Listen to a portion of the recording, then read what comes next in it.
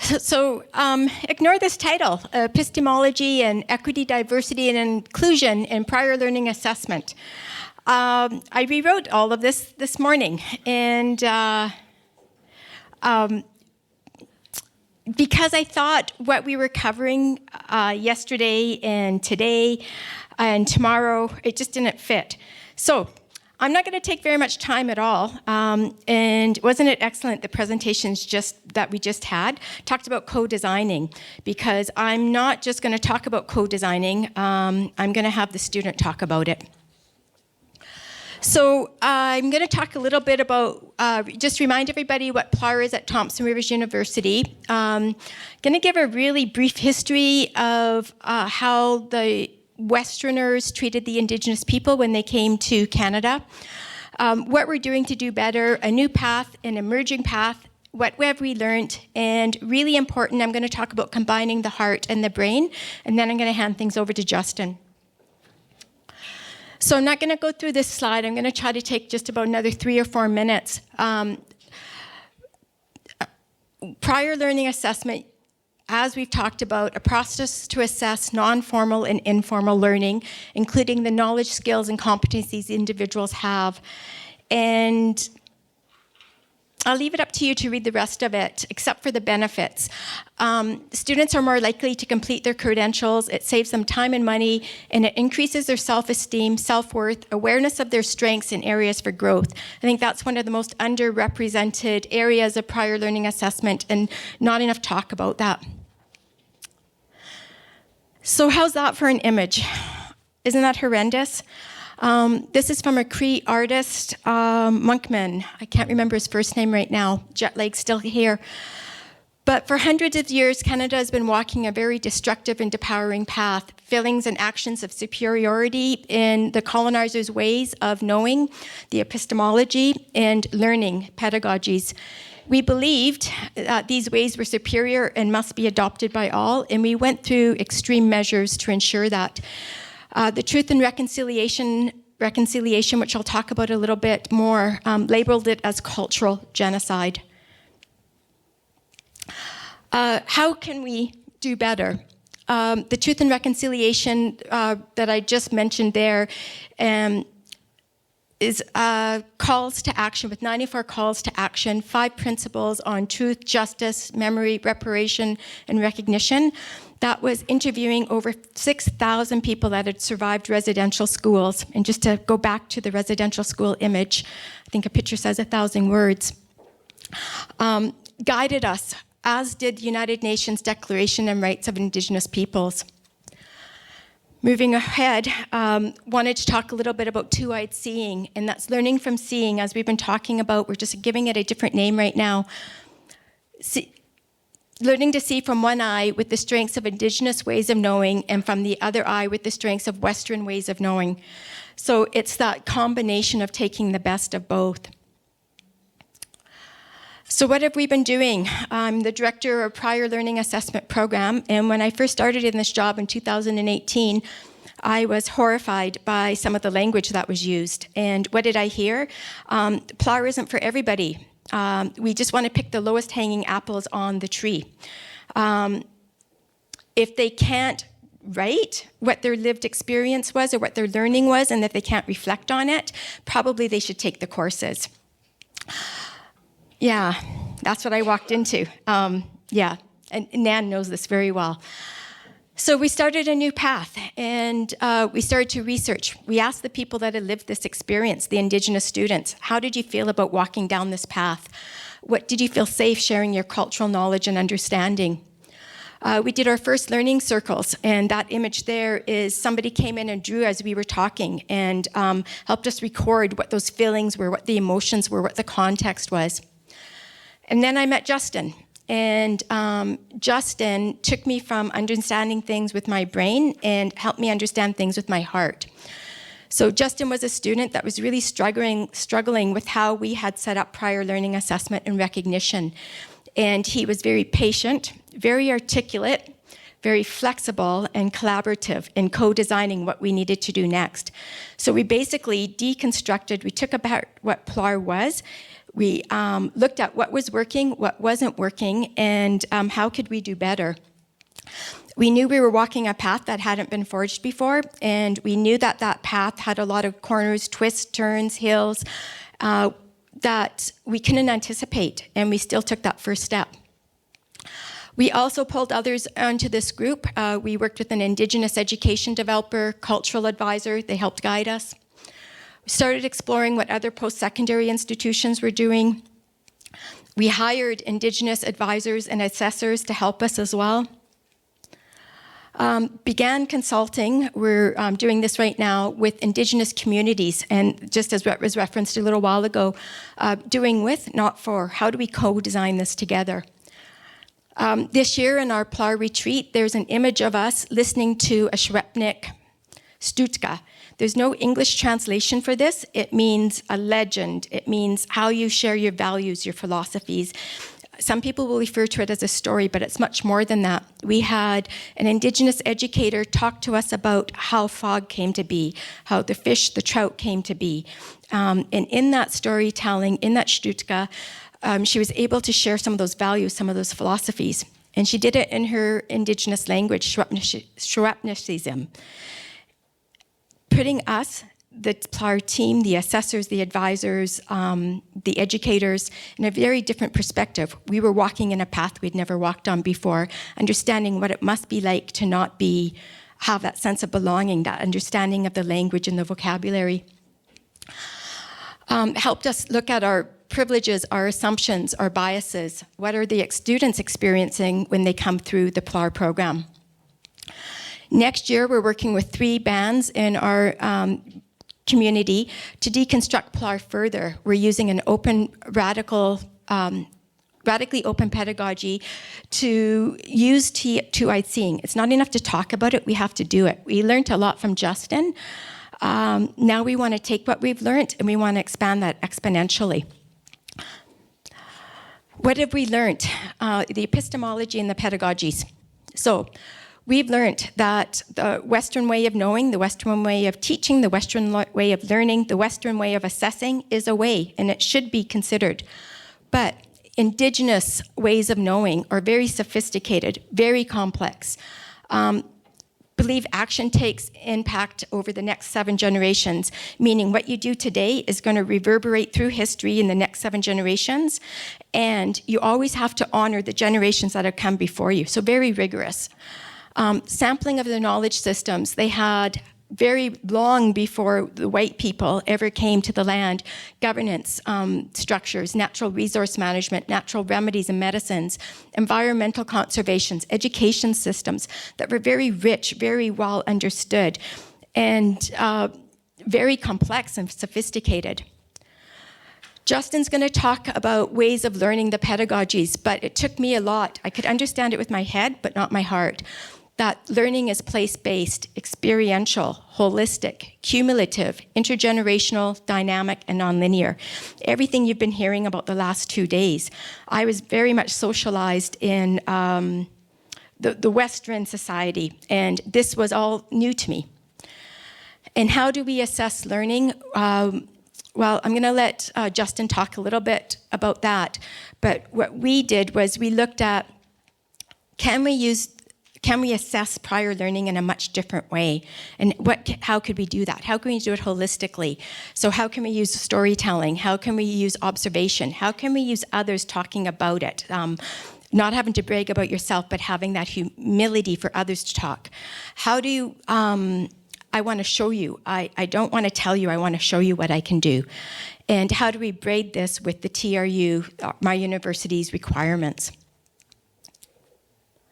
So as I said, the heart and the brain, 2 very important pieces. And I was good when I was using just my brain, way better now that I'm using my heart and my brain together. So without much further ado, let me introduce Thundersky Justin Young. Justin has brought his drum, and he's going to play a little bit of a song, and I hope I don't have my vocabulary wrong there. The best way to describe Justin, I don't know, there's so many words I could use. He's a heart speaker. He speaks from the heart. And something Dawn said at lunch today really resonated. I've learned more from Justin than I've had the opportunity to teach him. And I wanted to share some of that learning today, and invited him and his daughter Sisina here as well. So, yeah.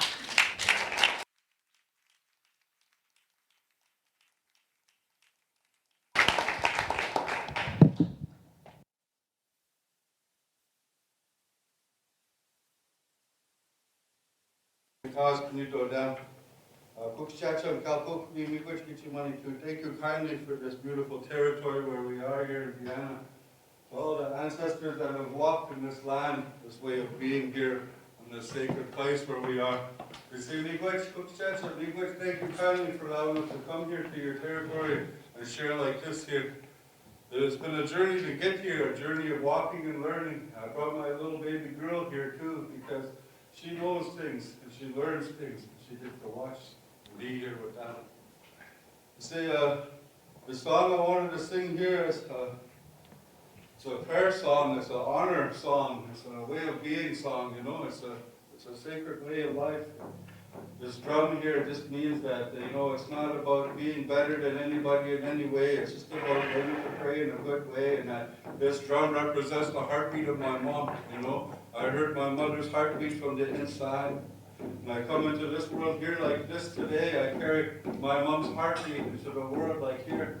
You know, my mom, her name is Strong Standing Earth Woman, and she's in the spirit world now, a small, quiet, black. You know, and my dad, he never come around, so I had no dad, you know, so I honor them this way anyway, because this is how we are.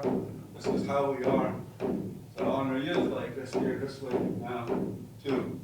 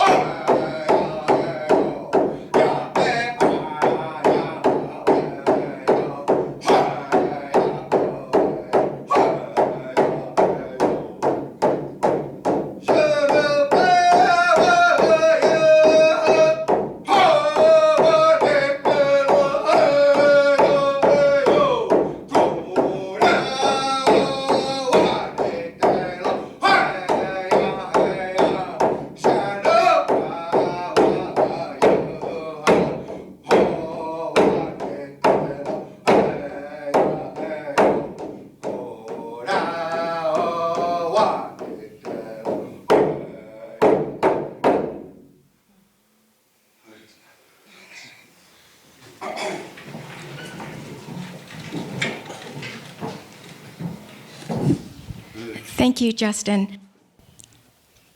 Wait, Kip. Justin, do you want to come up, Ashleigh? I was hoping you could tell us a little bit about the journey that you took with prior learning and assessment, starting with why did you do prior learning assessment? Awesome, miigwech. I'm just going to stand up, okay? I just wanted to sing that song because that's what they try to take away from us.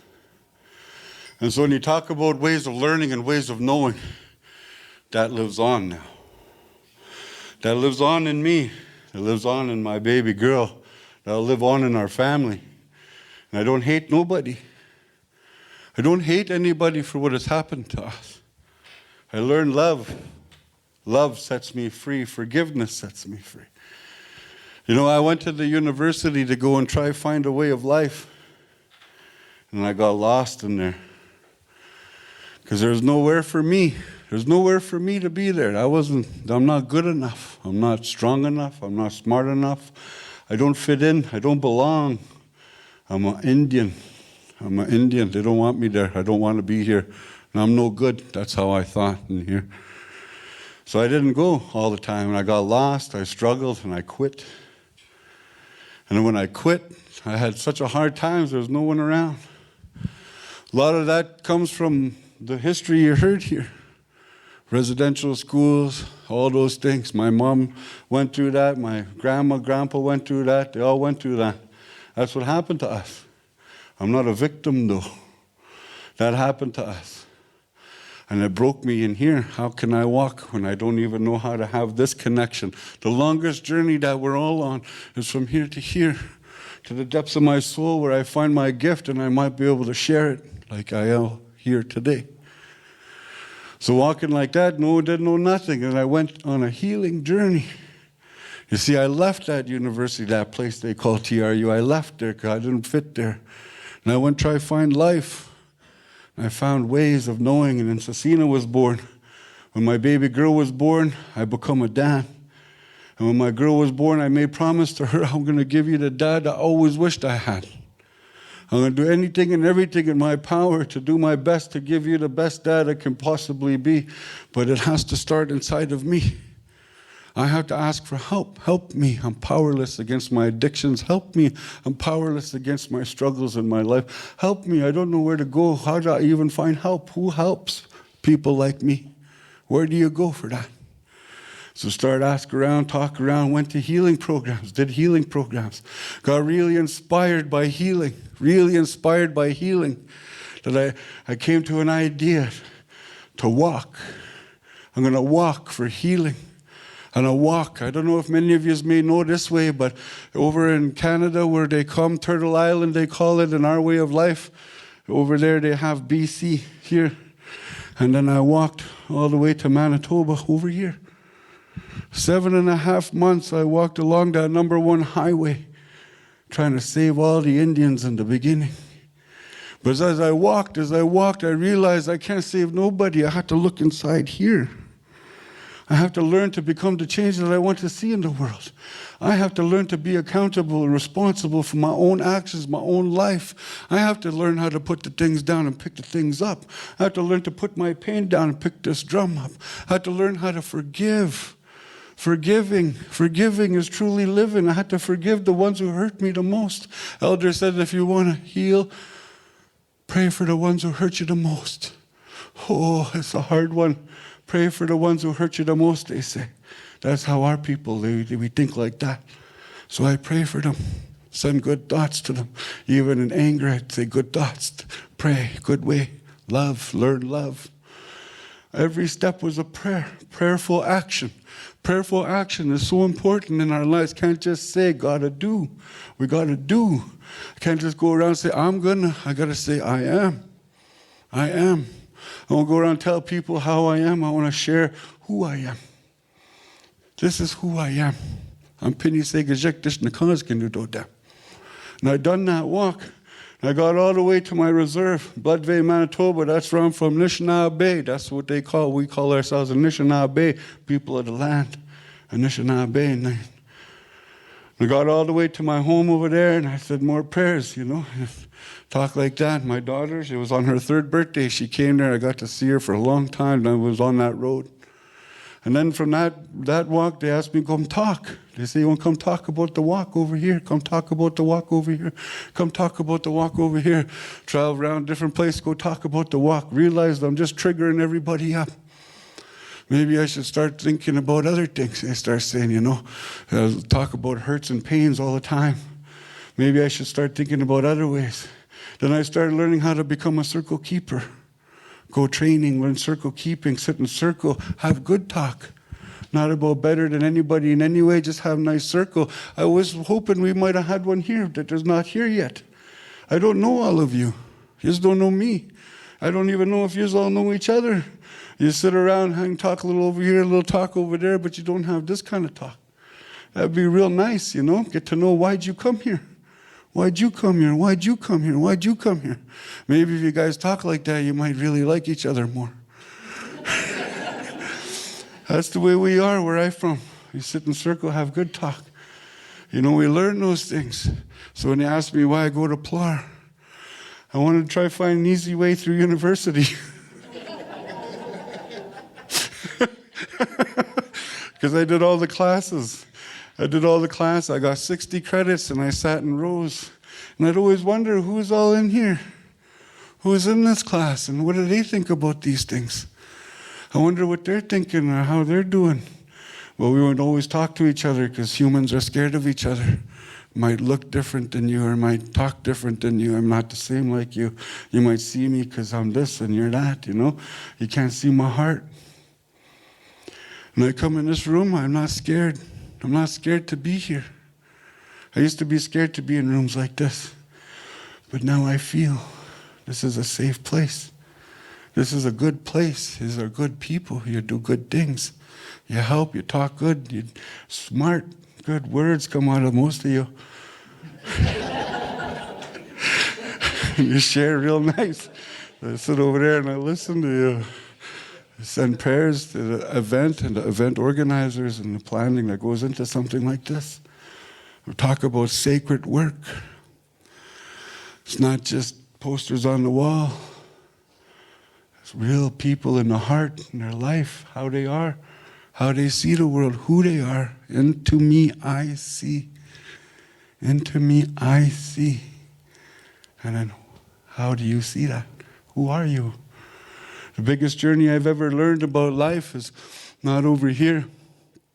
It's in here. It's how I talk in here. I can't change the things that have happened to me, but I could choose to change how I choose to feel about them today. There used to be a big mountain of trauma on my back. I walk around like this. But healing has taught me to turn them into pebbles, and I could carry it. Teachings. These are the things that I've gone through. These are the things I'm learning. These are the things I'm working on. So when I did all that university, 60 credits, I met Susan. Susan is a sacred matriarchal woman. She knows things. She knows how to be a good human being. She knows how to have good talk, real good talk. She cares in her heart. She cares.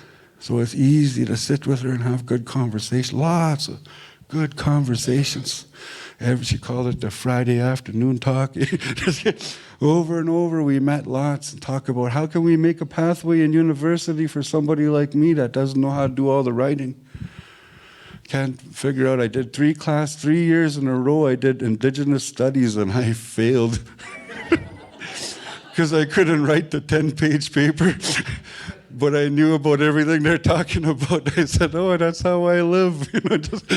You're talking about my home. Hey, that's the res. Just can't.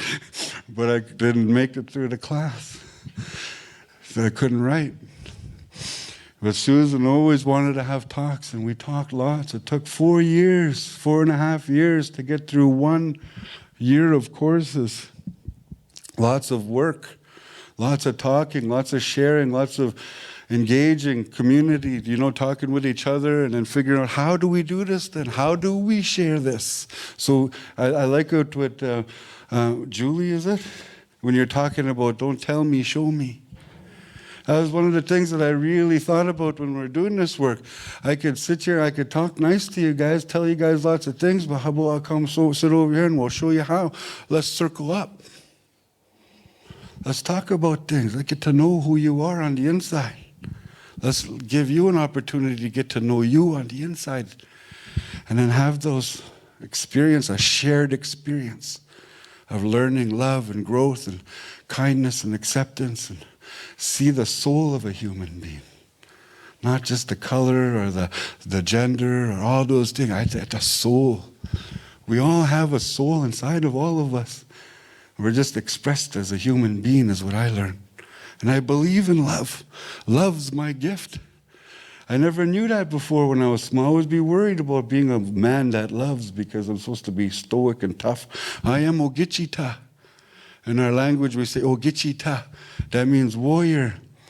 But not a warrior. Anybody can fight. I don't want to fight anybody because my fight has been inside. My fight for my right to heal, to sing, to speak my words, to love my kid, to love my family, to love and to be healthy, and to walk Mother Earth like you. That's all we're here. We walk Mother Earth, this beautiful earth that we walk on. And that's what we do.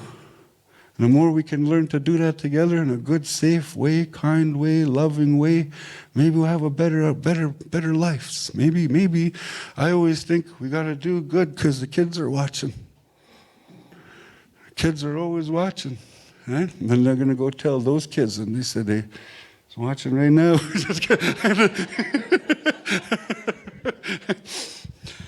So that's a little bit about that. I don't know how long you want me. I could talk all day, but you guys got a lot of things to say in this room because this is a room of really good people, and I just know that. I don't know, maybe I don't know much, but you can feel it. And that's you can't teach that. You just do that. So, yeah.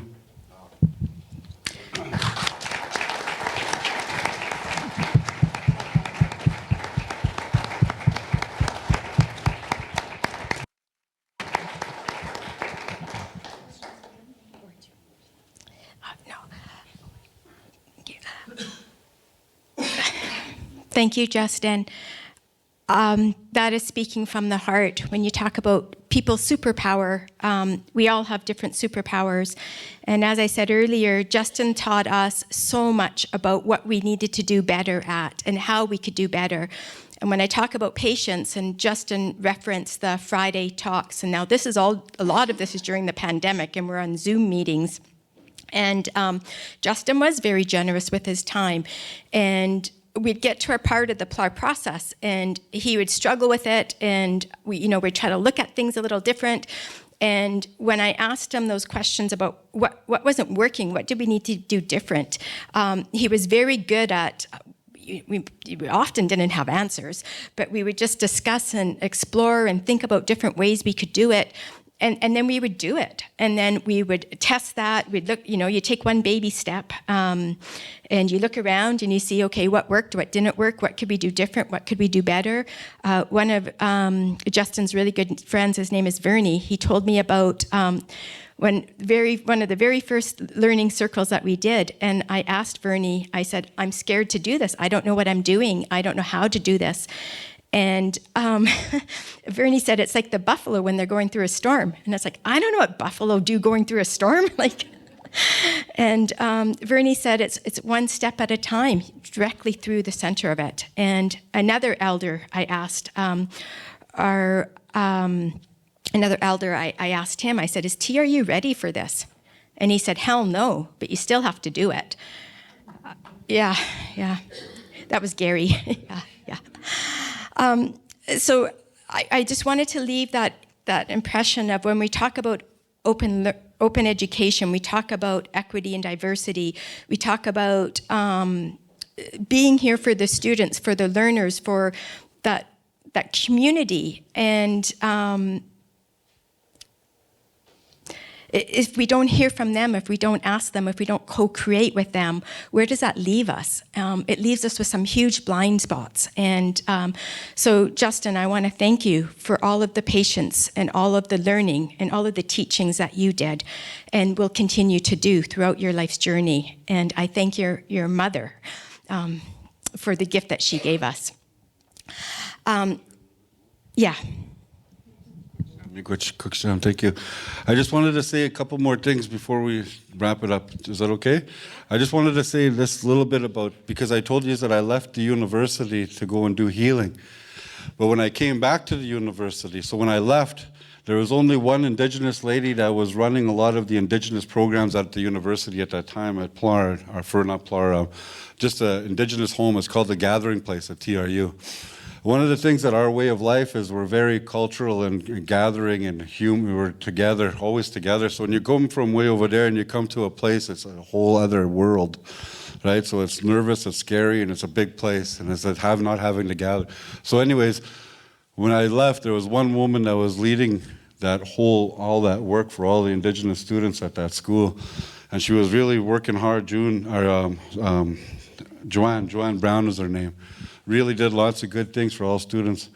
When I left, though, I went and lived a life, not only just healing, I went and did a lot of awful things. I did drinking, drugging, partying, all those things. And then I found healing when Sisina was born. I came back and I changed my life. When after I did that walk of healing and I came back, I was saying, people asked me, Tom, they asked me to come and sing at the university. So learning these songs is a big part of learning our way of life too, and keeping those songs alive. These songs, they come from people who have sat in the mountains or sat in a bush or sat away and prayed and learned. And sometimes they come through sobbing, sometimes they come through thoughts. So the songs takes a lot to learn them. But anyways, asked you to come sing, and we got to the university, and there was this big, huge crowd of people all up in the stands, and they were all wearing different colored shirts. It was like blue, yellow, orange. I think they were doing like a color coding for your field of study.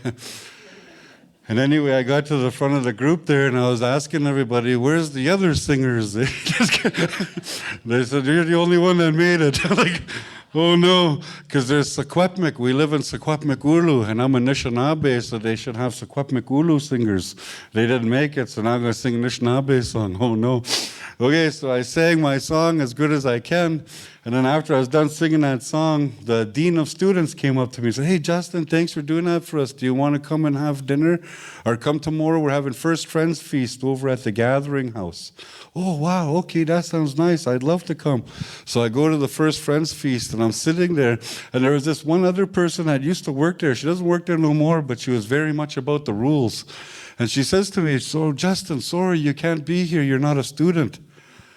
And I remember, all my tapes were firing right away. And I remember I went and I kind of sat in the back, and I didn't want to bother anybody. I was like, oh no, I shouldn't have came here. I'm offending that lady, and this is her school and her program. And so I was sitting like this, and then they started eating, and then I didn't eat because I didn't want to be disrespectful.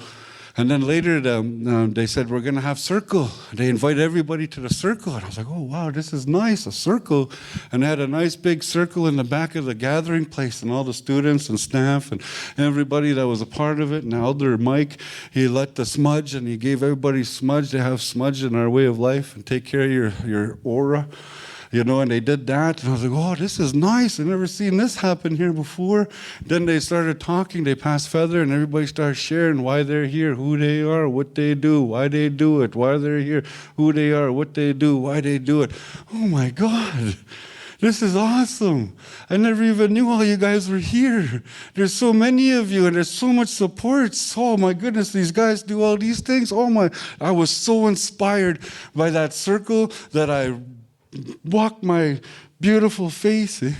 I walked all the way to the registration, and I signed up for courses that day. And then they said, you got money? I said, no, not yet. I'll go get you some, though. But I'd like to start school. I signed up for it, and I've been going to school ever since. So that there, just that little part, you talk about badges, getting to know, and working in communities.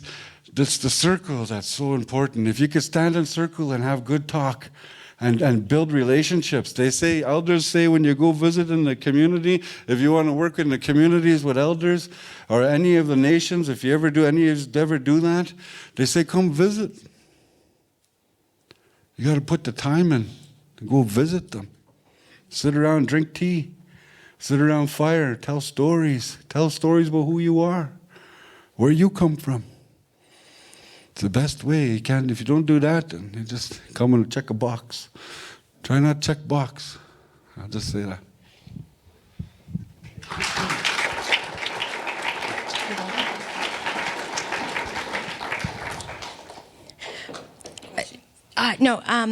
Justin is going to join Ashleigh and I after this session. We're going to go do a learning circle. And which room are we doing that in, Don?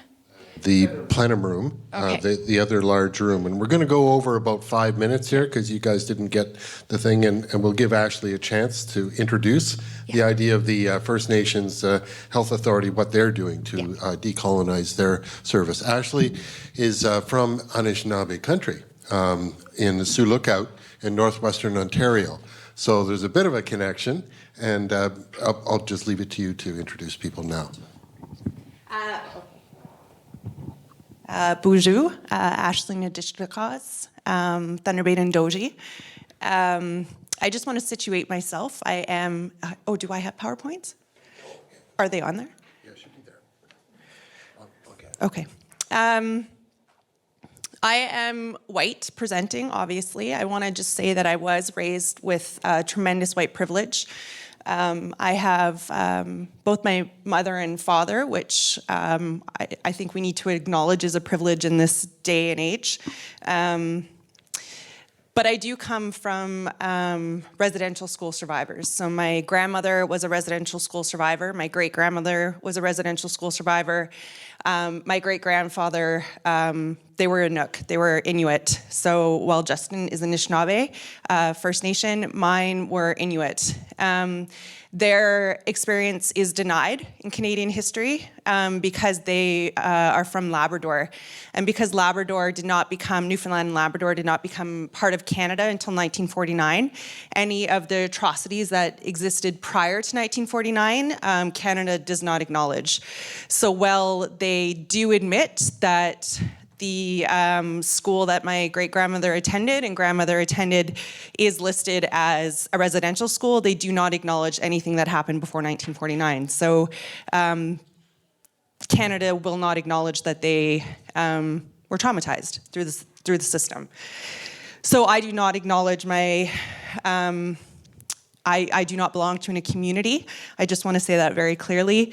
But I am very proud of my grandmother, my great-grandmother, and I fully acknowledge that my grandmother denied her ancestry because she had to. Being Inuit was a shame. It was something that was not seen or something that was to be proud of when she was being raised, and everything I've learned about her is through her brother. So part of the work I do is supporting First Nation members in seeing how beautiful their identity is, and really trying to remove myself from their journey, rather just being a conduit for them finding their pathways. I want to, however, give you a little bit of understanding about where I'm coming from, because I'm not coming from an academic institution. That is my background. I do have my master's in education. I was a professor for some time. I worked in the burgeoning market of microcredentials during COVID when our provincial government started dumping money into microcredentials, saying, go, develop, create a workforce. I supported in the development of sort of what microcredentials were going to look like. No, that's fine. That's fine.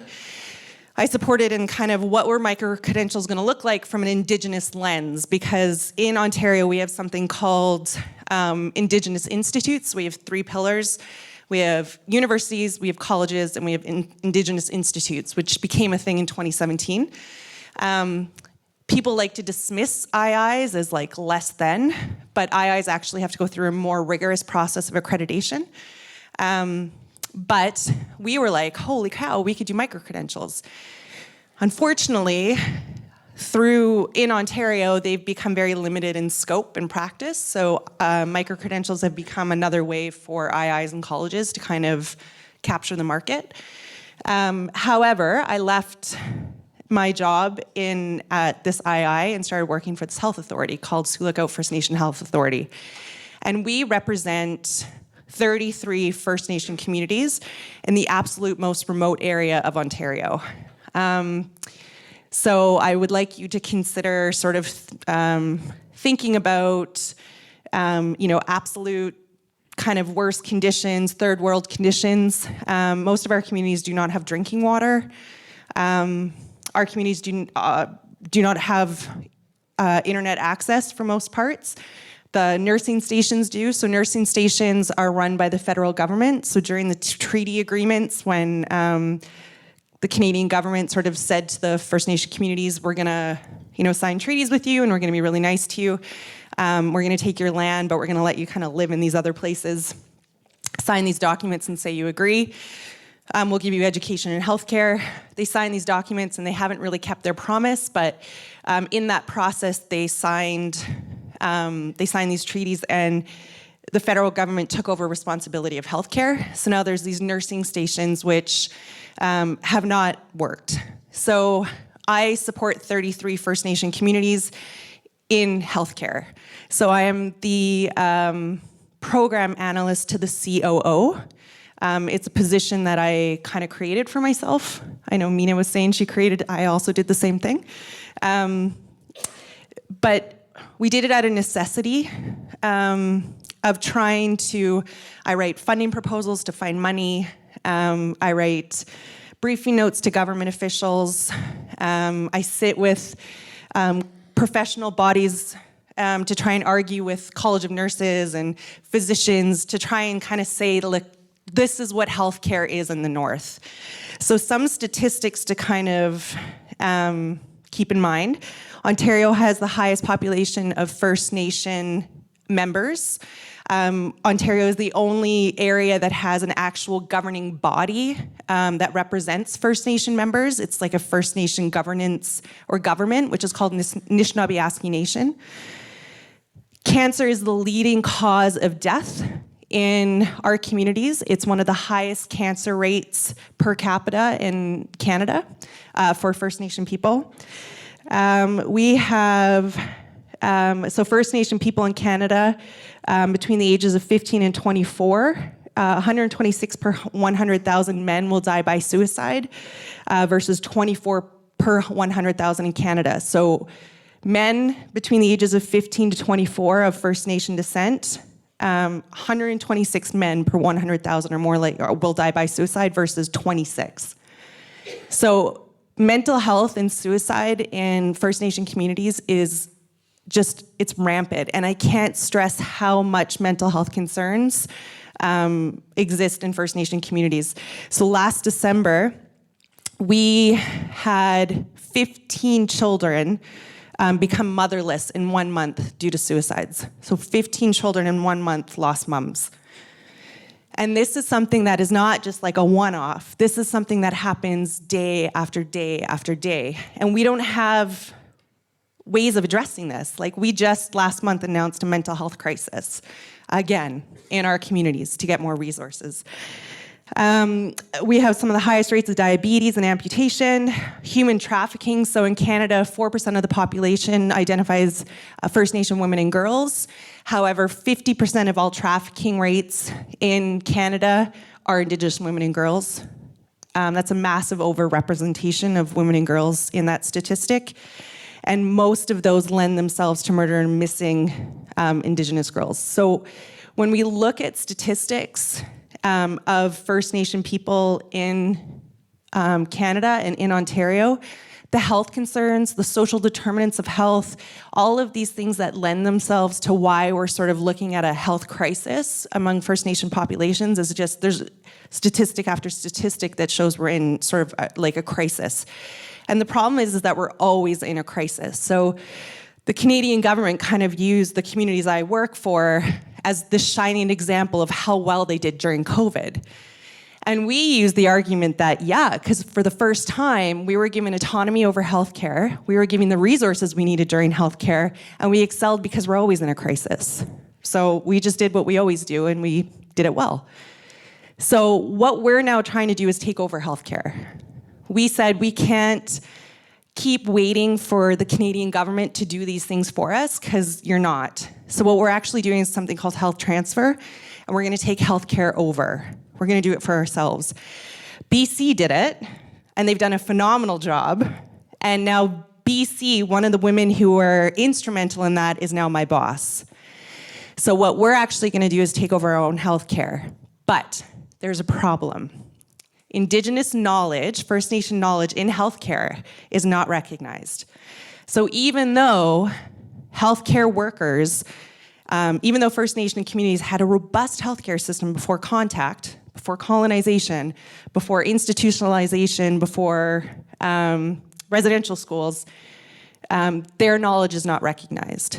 So what we are proposing to do is to create our own acknowledgement system, or our own sort of certification system, if you will, that recognizes inherent skills that have been passed down from generation to generation, skills that the traditional healthcare system was built on as a means of supporting health transfer.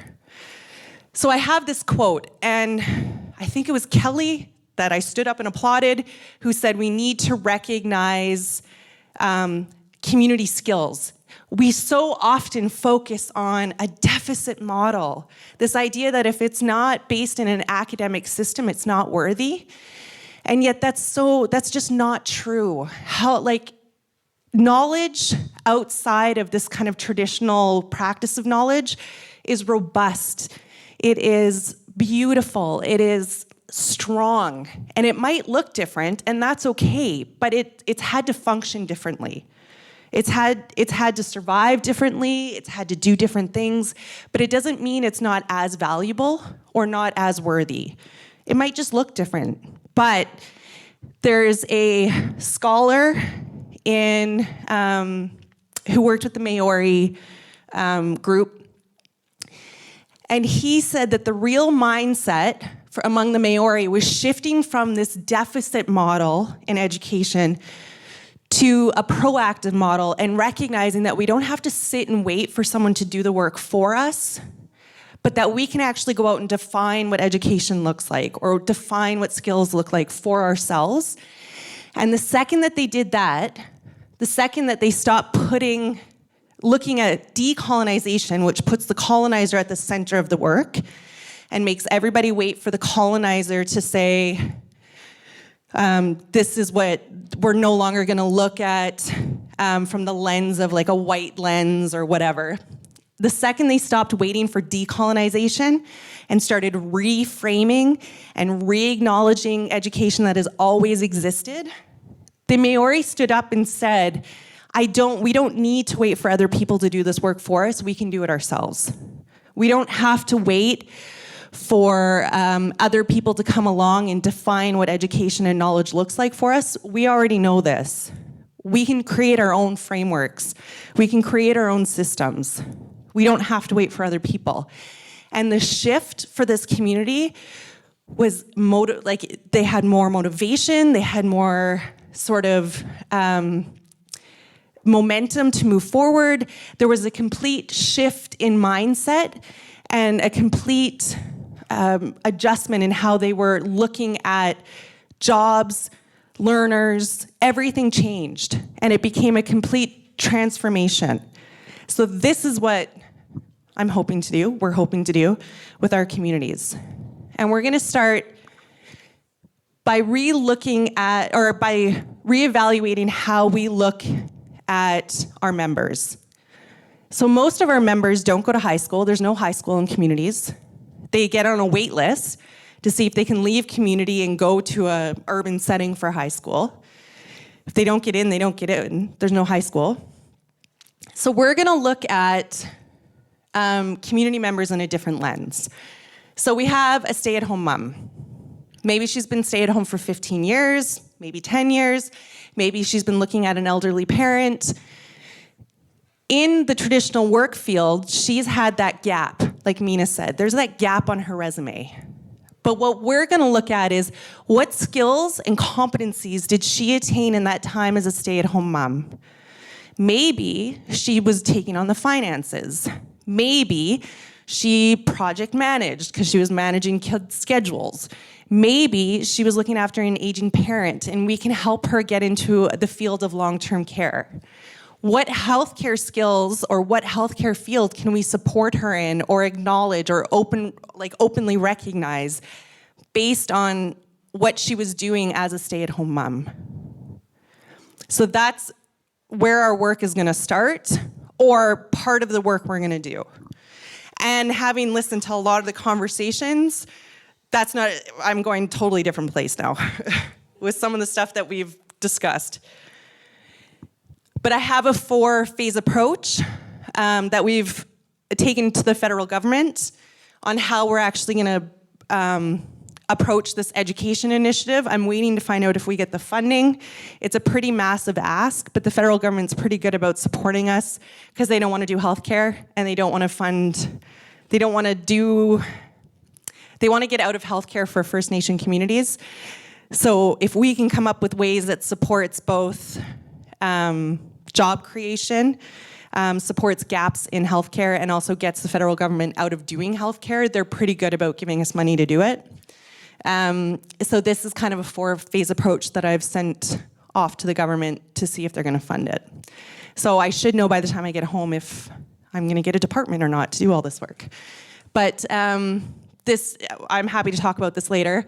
It starts with open recognition, and it ends with actually creating specialist programs with everything from physicians to optometrists to nurses that would work with PSIs to have them become specialists in all fields of healthcare. But that's the model.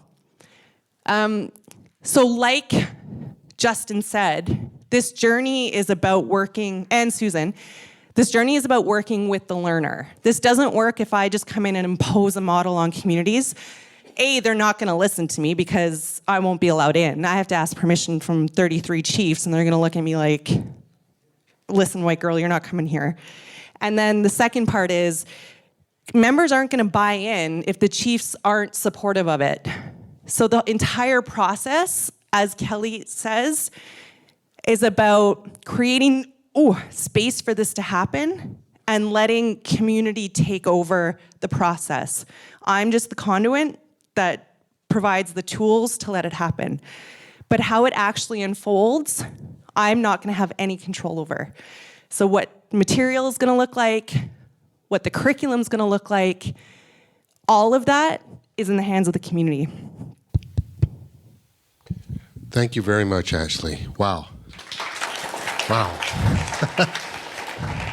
All of you, thank you so much. Believe it or not, we planned this about 5 different times, and what we did today was totally different.